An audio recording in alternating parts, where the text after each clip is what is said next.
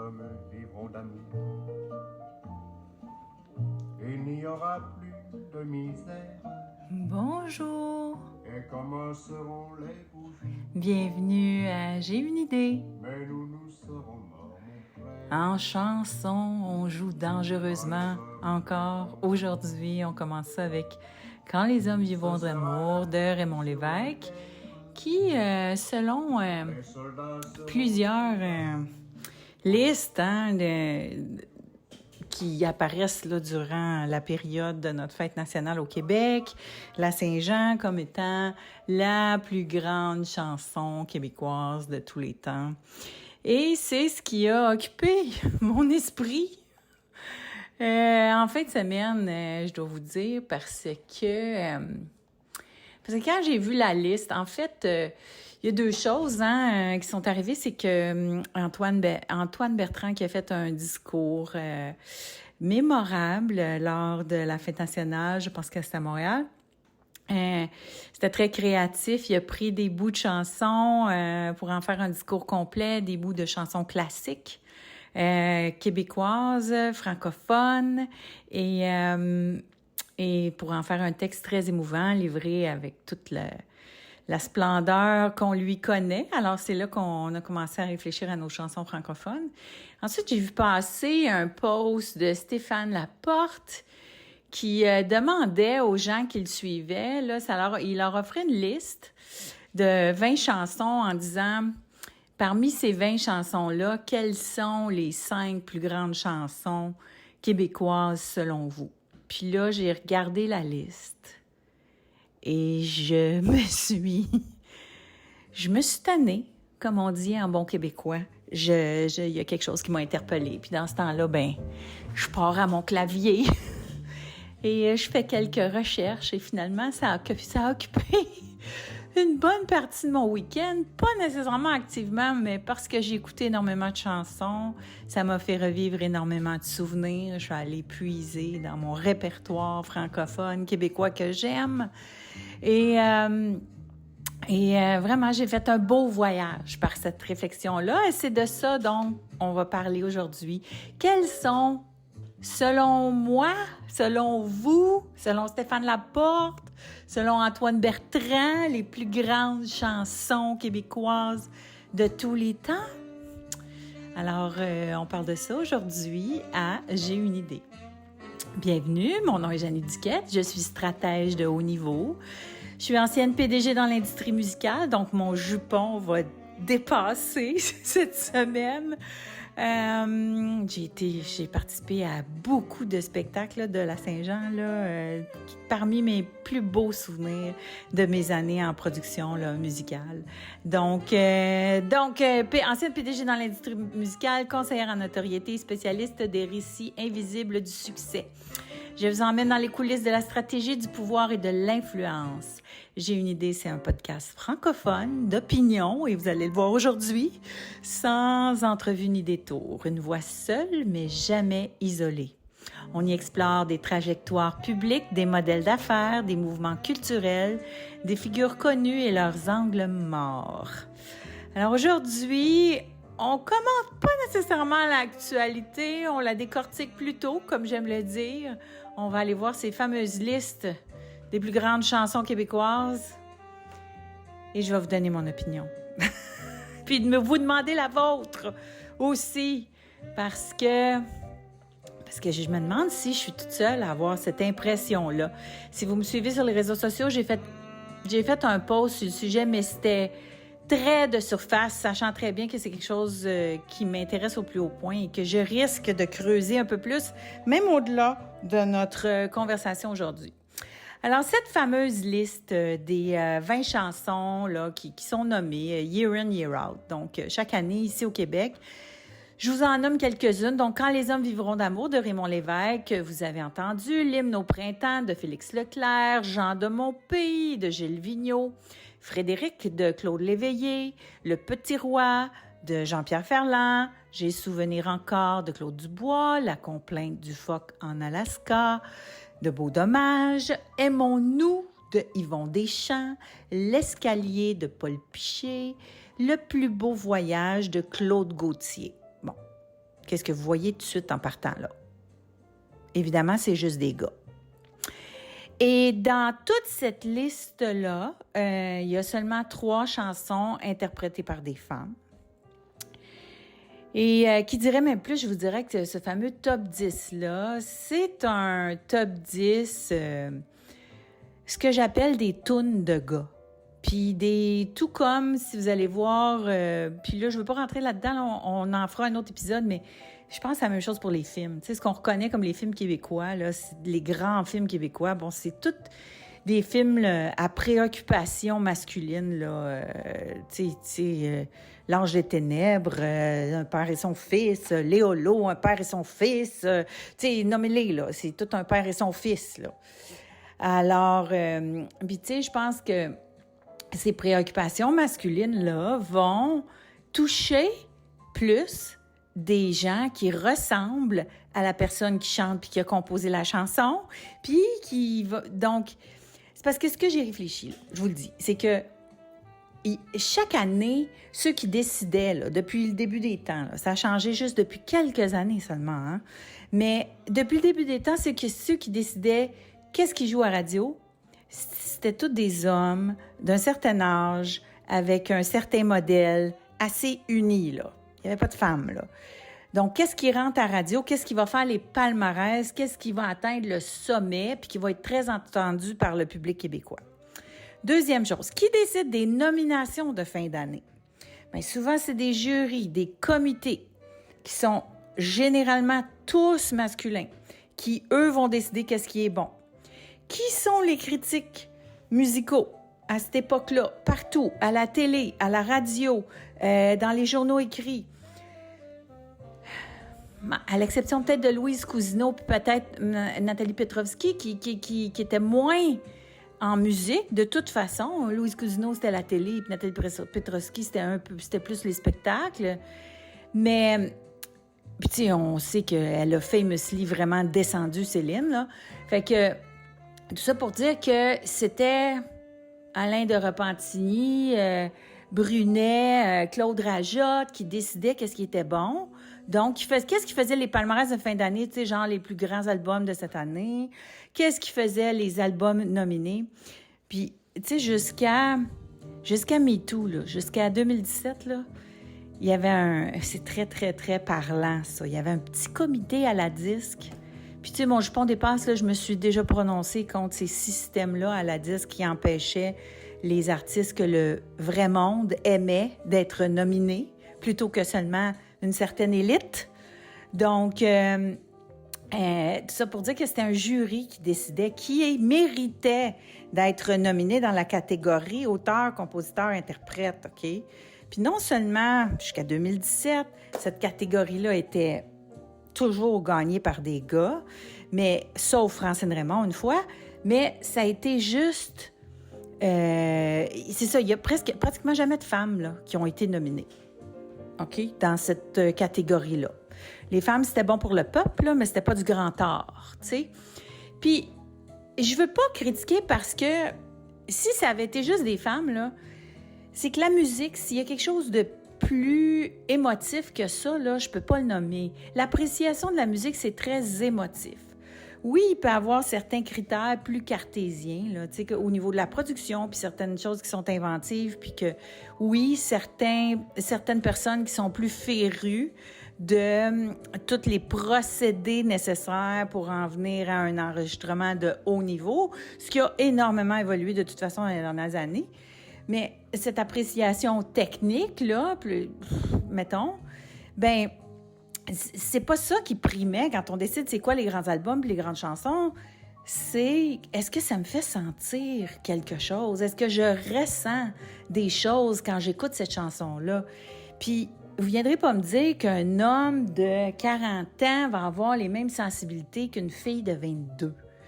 Et souvent, tu sais, ce que ben c'est ça, ce que le grand public aime, ne va jamais faire les palmarès de fin d'année comme les meilleurs albums, ne fera pas, tu sais, ces listes-là et ces galas-là. Et ce qui m'amène à ces fameuses listes-là, parce que il y a celle que Stéphane Laporte nous a partagée là, avec les 20 positions, mais je sais que le Journal de Montréal en a fait une dernièrement, c'est qu'ils ont fait un comité, bon, qui comprenait hommes et femmes. Mais ces gens-là, ils vont se baser sur quoi pour faire leur fameuse liste? Bien, ils vont se baser sur les gagnants de la disque, puis sur les gens qui ont été dans le palmarès, puis sur les albums qui ont fait les listes de Brunet puis de Repentigny comme étant les meilleurs albums de l'année. Ben ça, ces gars-là à sensibilité masculine, ben je m'excuse, mais ils vont pas capoter autant sur Mamie de Pauline Julien que moi, que Anaïs Barbeau-Lavalette qui vient d'annoncer qu'il va faire un film sur la vie de Pauline Julien. Pourquoi Mamie de Pauline Julien et pas en haut? Si on est dans les classiques, là, puis dans les discours profonds qui dérangent, qui remuent, ben c'est parce que c'est pas leur sensibilité, ça. Et je le comprends. Maintenant, et je pense que ça mérite un certain correctif parce que ce qui a été reconnu comme bon ou de haute qualité, puis moi, je m'insurgeais toujours contre ça. À l'école secondaire, tu sais, j'étais comme ça, moi, dans le sens où je pense que je suis une music geek, là, j'étais chouchou de mon prof de musique, je suis capable de reconnaître. Moi, là, autant je disais que... Moi, j'ai eu un cadeau du ciel. OK, je vous le jure, j'ai eu un cadeau du ciel. Quand il y a une chanson qui va être un hit, je le sens dans mon corps, je l'entends. Il y a quelque chose qui se passe que je peux pas expliquer.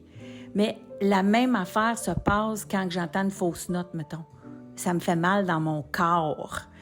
Ça m'irrite au plus haut point, tu sais. Alors, tu sais, j'ai comme une certaine sensibilité à la musique que je suis contente d'avoir, mais je m'insurgeais contre les gens qui supposément, là, les cool, là, qui aimaient la musique cool, là, mais qui étaient plates. Mais plate dedans, plate, pas de mélodie, pas de tu sais, je veux dire, c'était la même note tout le long, avec 3, 4 beaux textes collés ensemble, mais c'était vraiment pas bon, mais ça avait fait, en tout cas pour moi, pour la jeune fille que j'étais, puis on s'entend techniquement, mélodiquement, je connais la musique, mais ça venait pas me chercher zéro.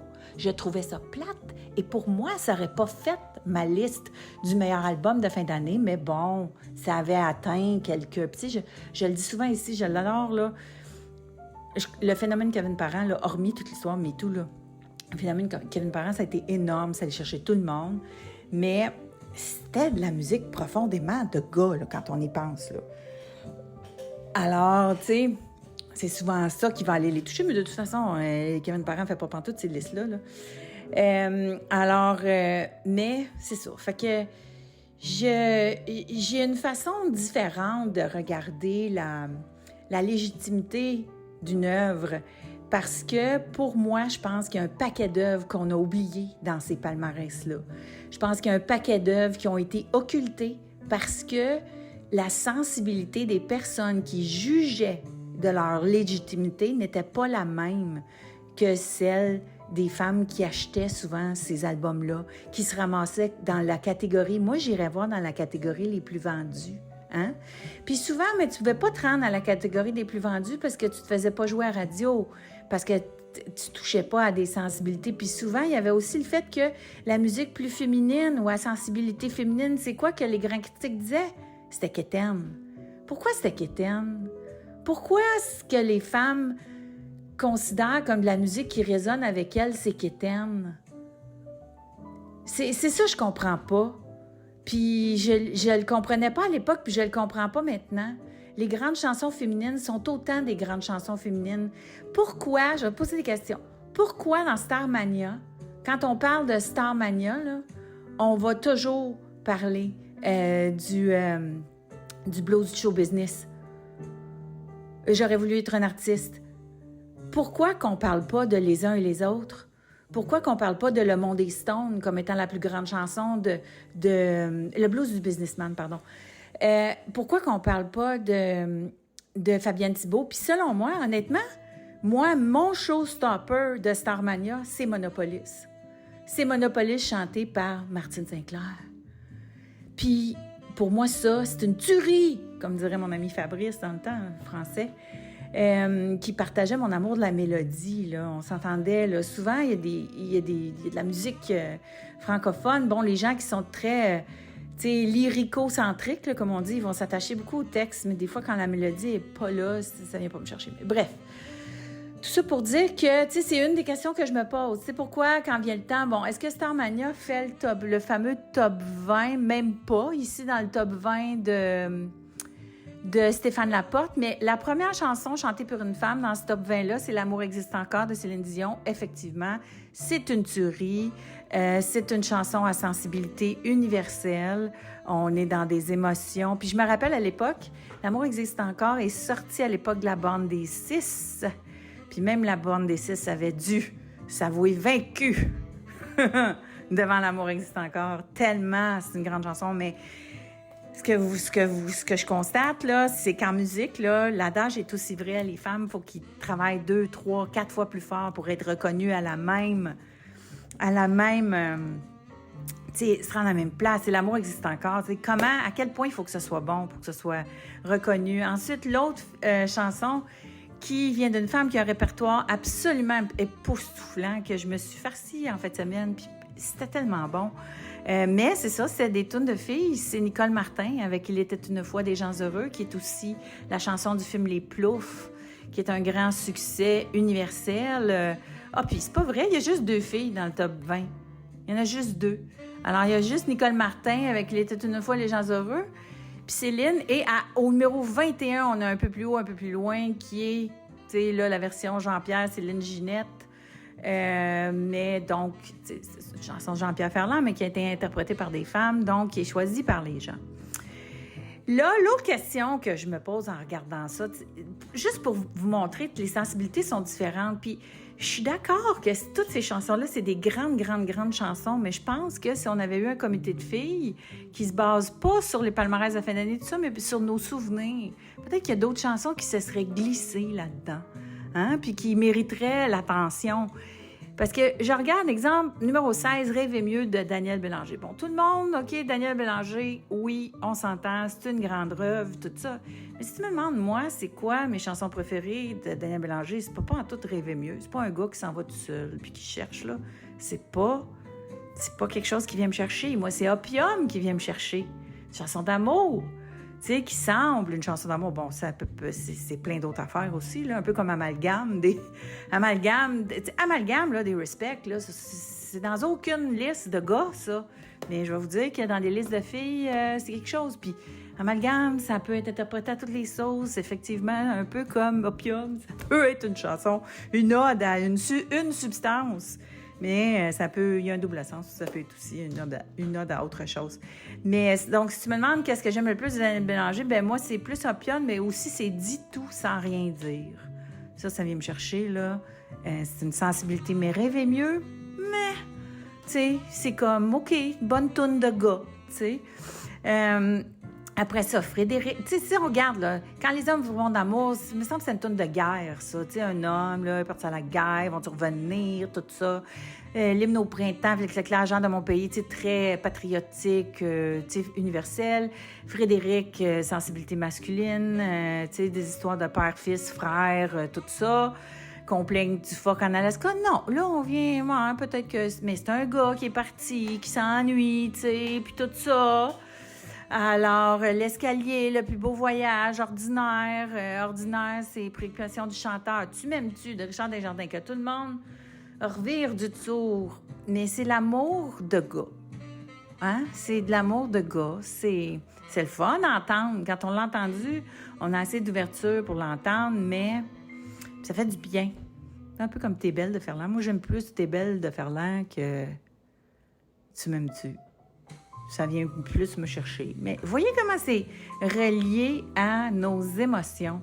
Puis là, dites-vous qu'à partir du moment où les femmes n'ont pas leur mot à dire dans ce qui va faire les fins d'année, que ce soit jury, palmarès, tout ça, ils ne peuvent pas se retrouver dans ces chansons-là.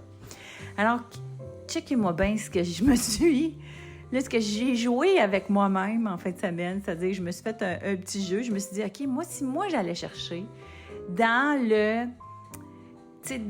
les chansons francophones, quelles sont les chansons de filles qui, selon moi, auraient mérité de se retrouver au firmament de top comme ça? Tu sais, en haut de la chaîne, on n'a pas le choix là, de se dire, Puis j'ai même fait une playlist, hein? Puis là, écoute, j'ai fait la playlist. Oh, j'ai déjà 6 sauvegardes. J'en ai juste parlé un petit peu là, sur mes réseaux sociaux. Mais j'ai fait une playlist qui s'appelle Top 100 chansons québécoises. J'aurais pu mettre en parenthèse chansons des Québécoises, parce que c'est juste des chansons de filles. Puis j'imagine que je vais me le faire dire, mais savez-vous quoi? Dans toutes les top chansons québécoises que vous allez retrouver, là, généralement, vous allez trouver 50 tunes avant qu'il y ait une tune de filles. C'est juste des tunes de gars. C'est vraiment spectaculaire. À quel point? Hein? Fait que là, je vais aller fouiller justement dans cette liste-là que j'ai faite. Mais donc, ce qui est vraiment incontournable, c'est l'œuvre de Diane Dufresne. Je m'excuse, mais Diane Dufresne, là, c'est si Pauline Julien, Diane Dufresne, ça doit être au firmament, puis il y a au moins une toune de chacune d'elles qui fait le top 10. Voyons donc. Oui, L'amour existe encore, on est d'accord. Oui, il y a Nicole Martin. Puis là, Nicole Martin, il y en a d'autres. Il y a Bonsoir Tristesse qui est incroyable. Il y a Oui, paraît-il qui est incroyable. Tu sais, toutes les chansons qu'elle faisait, ça n'avait pas de bon sens. Mais là, Diane Dufresne, OK? Quand on va voir Diane Dufresne, là, son œuvre au complet est extraordinaire. Tu sais, il y a des gens qui vont parler d'un souvenir heureux, il y a des gens qui vont parler de J'ai rencontré l'homme de ma vie, qui est un petit peu, qui est une chanson. Il y a Oxygène qui a marqué le temps, mais j'ai 12 ans, maman. Tu sais, cette interprétation-là, le Parc Belmont, ça n'a pas de bon sens, et le clou, l'hymne à la beauté du monde, chanté par Diane, il est aussi chanté de façon extraordinaire par Isabelle Boulay. Mais l'hymne à la beauté du monde, là, tu sais, c'est ça puis Monopolis, là. Hein? Un à l'autre, c'était des chansons non seulement... je pense des chansons qui seraient chantées, tu sais, qui sont tellement d'actualité encore aujourd'hui que si c'est pas ça une grande chanson, une chanson qui traverse le temps, mais c'est une chanson chantée par une femme. Donc, l'œuvre de Diane Dufresne, j'avais de la misère à choisir. Tu sais, dans mon playlist que j'ai mis sur... je vais vous la mettre, là. Playlist que je l'ai mis sur Spotify. Je vous ai mis plusieurs là, chansons. Tu sais, même rock pour un gars de Bessic, là, quand j'étais jeune, ma mère écoutait tout le temps ça, my God.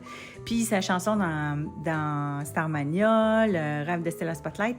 Mais sur YouTube, si vous voulez voir une interprétation là, incroyable, là, c'est Le Retour de Don Quichotte, qui est une grande chanson, mais chantée par Diane Dufresne ou Isabelle Boulay. Les deux, puis là, ça nous amène à Isabelle Boulay, qui a une œuvre incroyable aussi. Puis Isabelle, tout ce qu'elle chante se transforme en or. Puis, parmi mes souvenirs, là, j'ai eu la chance d'assister à énormément de spectacles de grande envergure, que ce soit ici ou à l'international. Puis, les moments où j'ai été le plus émue, vous savez, émue dans mes entrailles, là, c'est beaucoup d'Isabelle Boulay là-dedans. Isabelle Boulay, assez phénoménal à quel point elle vient nous chercher. Donc, dans son propre répertoire, Isabelle, il y en a, là. Donc, le fameux Soul, aussi, Parle-moi, Je t'oublierai. Donc, Isabelle Boulay a une œuvre quand même extraordinaire. On a parlé de Starmania tantôt. Je vous ai parlé de Céline Dion aussi. Céline Dion, on peut ajouter Pour que tu m'aimes encore, qui... ça fait-tu le top 10 selon vous? C'est certain, là, franchement. Pour L'amour existe encore, oui. Pour que tu m'aimes encore, sûrement aussi. Ensuite, écoute, vous me direz ce que vous en pensez, là. Mais... ensuite, évidemment, du Ginette Renault. On passe pas à côté du Ginette Renault. Je ne suis qu'une chanson. Je m'excuse, là. Mais si c'est pas une des plus grandes chansons, moi, c'est quelque chose qui vient me chercher, qui traverse à l'intérieur, au même titre qu'un peu plus haut. Après ça, quand on parle d'auteur, compositrice, interprète, on passe pas à côté de Diane Tell. Diane Tell, des grandes chansons. encore aujourd'hui. Puis Diane Tell qui a été un peu boudée par le Québec, mais qui a continué de faire des chansons magnifiques. Si j'étais un homme, on s'en souvient, mais souvent, longtemps, énormément, c'est aussi bon. Puis moi, ma préférée, c'est une chanson qui s'appelle La Falaise. C'est à se rouler à terre. C'est vraiment très bon. Après ça, bon, moi, je pense que je vous l'ai peut-être déjà dit dans un autre épisode, mais je vais vous le redire là parce que c'est super important. Quand je signais des artistes, là, puis que là, on s'en allait en composition, là, ce qu'on appelle en pré-prod d'album. Donc, les gens s'en vont, tu sais, ils s'en vont composer des chansons, puis là, on va écouter les démos des chansons, puis là, on va décider lesquelles qu'on produit professionnellement pour mettre sur l'album. Mais quand les gens s'en allaient en pré-prod, là, ben, je leur faisais toujours écouter Au nom de la raison de Laurent Jalbert. Ça, pour moi, c'est le standard. Puis, c'est le standard féminin.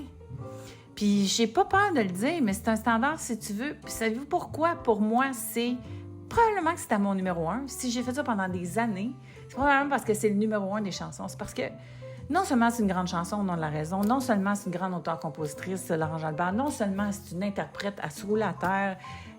Allez écouter, évidemment, sa version d'Évidemment, c'est incroyable. Mais Au nom de la raison, pourquoi?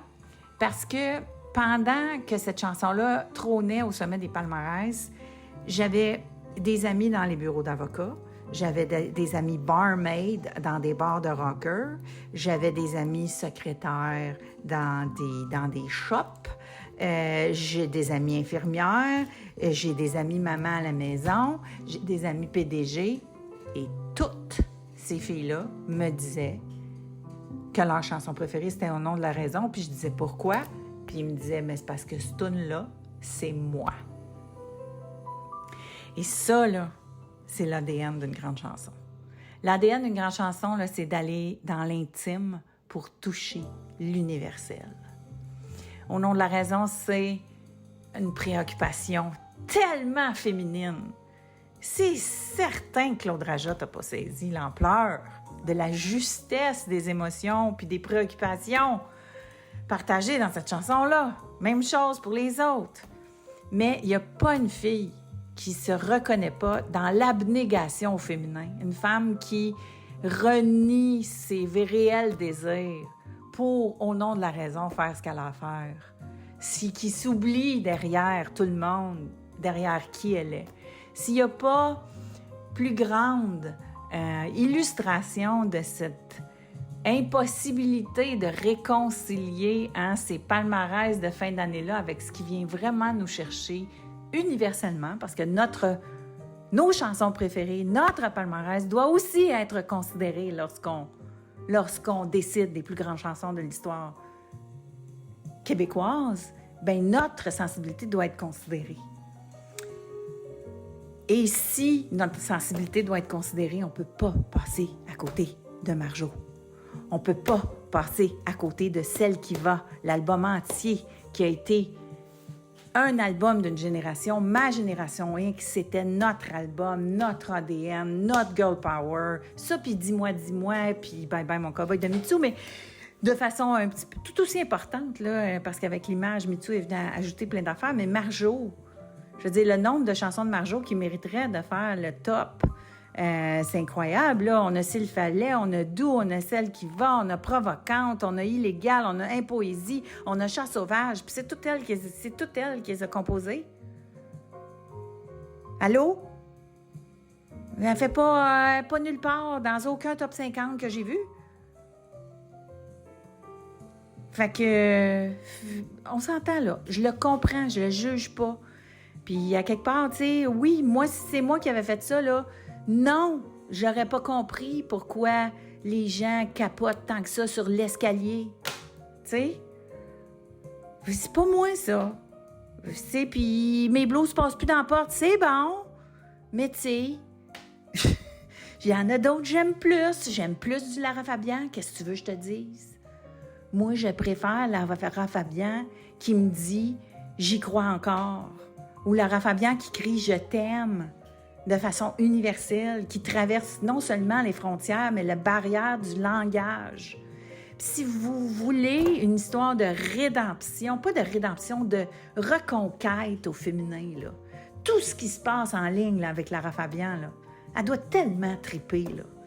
Parce que cette fille-là, elle a tellement été jugée injustement. Parce que là, ce qu'on voit là, partout sur le web, tu sais, Lara Fabian, donc, l'histoire de Lara Fabian, ça marche super gros au Québec. Ensuite, elle s'en va en France, puis là, elle sort un album qui casse tout. Puis on y allait dans ce temps-là.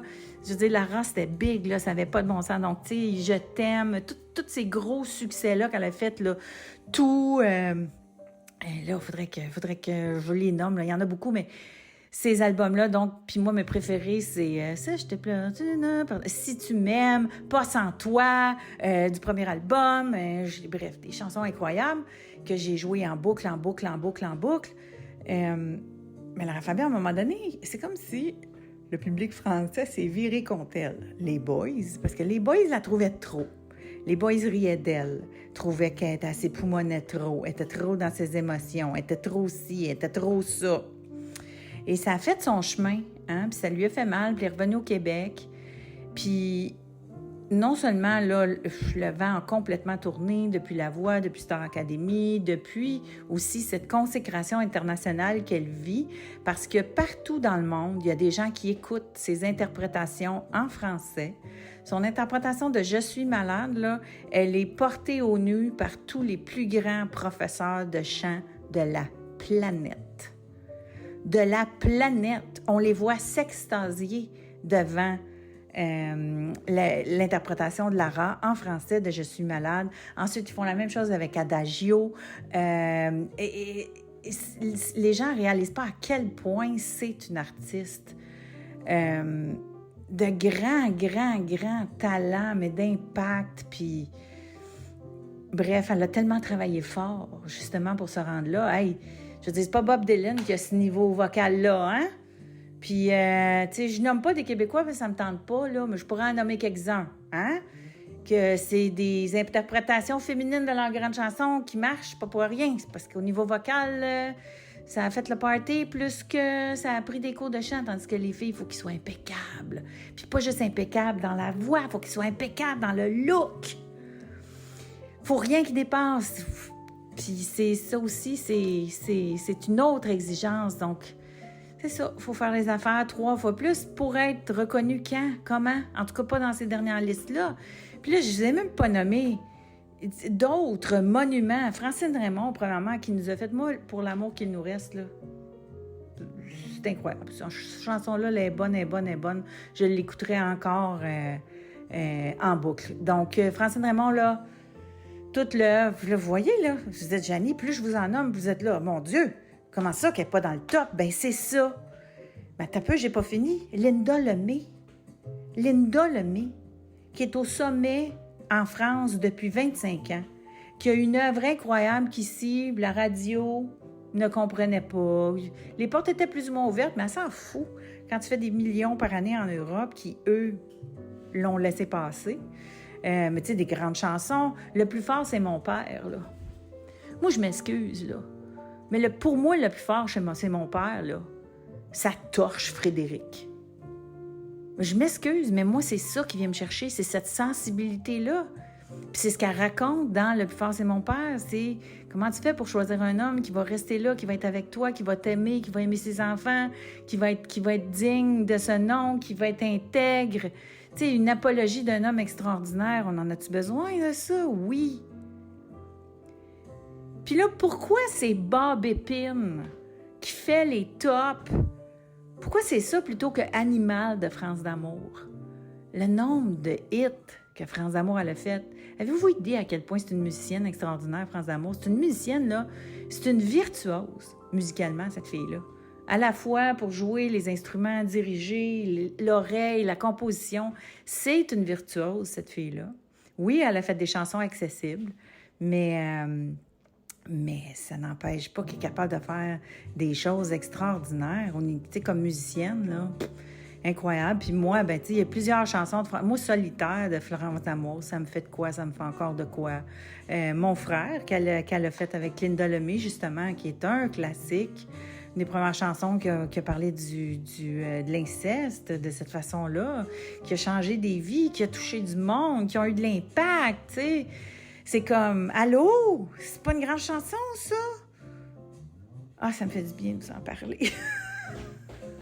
Ça me fait du bien de vous en parler. Parce que là, j'ai même pas encore parlé de Marie-Carmen, Entre l'ombre et la lumière. Puis t'oublier, vous avez déjà vu Une peine d'amour, là. Si vous la ressentez pas en écoutant T'oublier de Marie-Carmen, là, c'est comme vous avez un cœur de glace, mais c'est incroyable comment ce qu'on ressent quand on entend ça. Plus récemment, donc, Mappemonde des Sœurs Boulay, c'est un monument. Ficelle d'Ingrid Saint-Pierre, c'est un monument. Ouais, on en a. Ah, ici, j'aurais voulu te dire de Joanne Blouin. Moi, ça me fait de quoi, cette tune-là?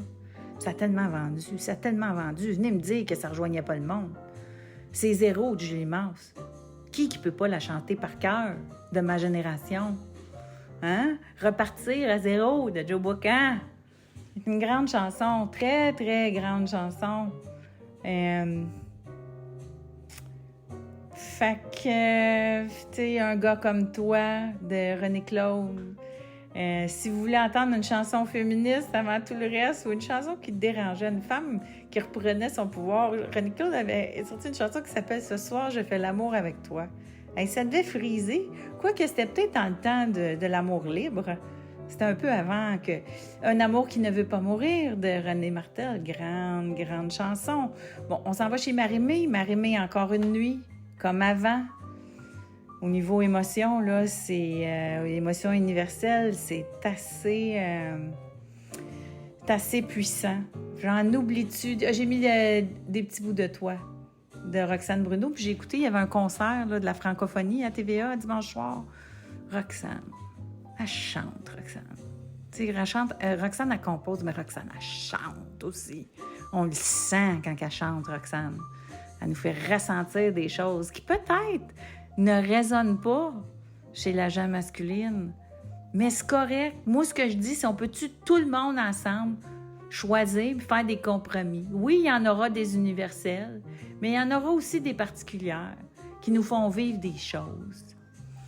Alors, c'était ça. Aujourd'hui, j'ai une idée. Les plus grandes chansons québécoises avec une vision autre. Et est-ce qu'on peut rétablir l'histoire ensemble? Est-ce qu'on peut fournir notre liste? Venez, si vous avez aimé le contenu aujourd'hui, venez commenter, venez me dire quelles sont vos chansons. La vie de factory de Clémence Desrochers que j'ai pas dit, Complainte pour Sainte-Catherine des Sœurs, McGurgle aussi que j'ai pas dit. Allez voir ma playlist si vous êtes sur Spotify. Je vous ai mis le lien dans le descriptif de l'épisode d'aujourd'hui. Allez voir la liste. Écoute, j'ai écouté ça en fin de semaine. Marie-Denise Pelletier, oui, tous les cris, les SOS. J'ai vécu des belles émotions toute la fin de semaine. C'est émotionnant, par exemple. Tu sais, des fois, c'est sûr que, tu sais, j'écoutais des tunes, ça me rappelait des souvenirs. Puis tout ça brasse, hein, ces grandes chansons-là, ça brasse, ça ouvre des portes dans notre cerveau puis dans notre sensibilité qui nous font vivre toutes sortes d'affaires. J'étais peut-être à fleur de peau. C'est peut-être pour ça que je vous parle comme ça aujourd'hui, un petit peu plus enflammée que d'habitude. Mais c'est par amour de ces femmes formidables là, qui nous renversent et qui nous émeuvent. Et je me promets d'en faire un fameux top de ces chansons-là, mais à l'aide de vos commentaires. Venez commenter, venez me dire quelles sont vos chansons préférées, puis ce que vous pensez de ce que je vous ai proposé aujourd'hui. Alors, merci beaucoup. On se revoit la semaine prochaine.